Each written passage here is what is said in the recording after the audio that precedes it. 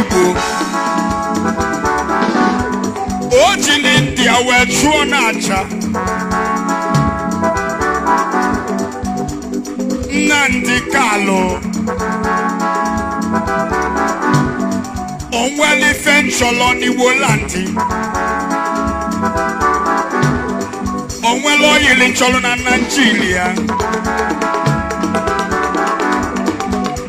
achọrọ m freedoms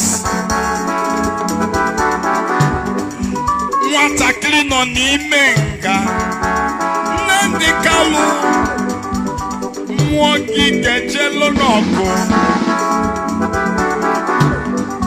nwatakịrị na-ekwu maka Igbo freedom ka ọ dịla onye ọbụla nwa ka ọ dịla Hausa na nwa